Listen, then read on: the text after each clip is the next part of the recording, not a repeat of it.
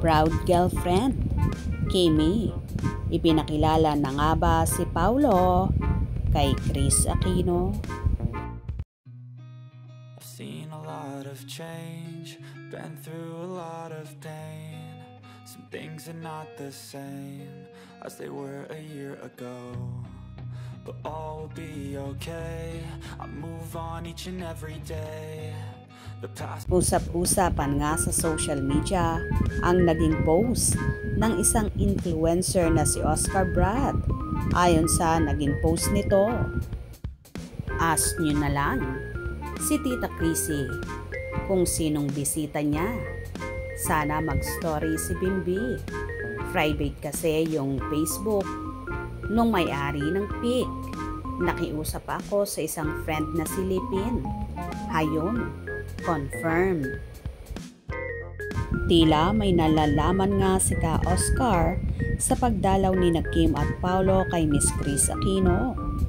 So close kasi si Kimmy kay Tetay at matandang ate ang turing ng dalaga kay Kris, at family member naman ang turing ni Chrissy kay Chinita Princess, na so close sa kanyang mga anak na sina Joshua at Bimbi Aquino. Kapag nga naliligaw si Kim sa Amerika ay hindi pwedeng hindi niya dadalawin ang kanyang ate Chrissy.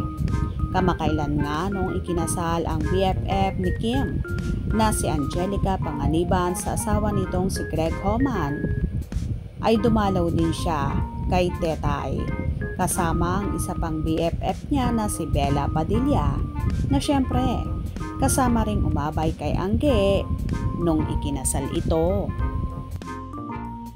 Samantala, tila handa na ngang ipakilala ni Kimmy si Paulo kay Kris, na sinasabi nga ng marami na magkasintahan na. Sa bagay, sino ba naman ang hindi maghihinala sa dalawa? Bukod sa sobrang sweet ay hindi na nga sila mapaghiwalay, at ang balita pa nga ay ipinakilala na ng personal si Kim sa anak ni Paulo na si Aki, na nakabase sa New York City. Kumalat nga kasi ang balitang ito nang mag-post si Paulo ng larawan nila ng anak niya sa kanyang Instagram story, at hinala ng marami na si Kim Chiu nga ang naging photographer ng mag-ama. Well, tila totohanan na nga ang relasyon ng Kim Pao, na kahit nga si Oscar Brad ay tila marami ang nalalaman sa pag-ibigan ni Kim at Paulo. Ano naman kaya ang naging reaction ni Kris nung ipakilala sa kanya si Paulo? At kailan naman kaya sila aamin sa totoong relasyon nila sa publiko? Sana very soon. Kaya naman tumutok at huwag na huwag pahuhuli sa mga maiinit na kaganapan. Hope you enjoyed. Please subscribe for more info.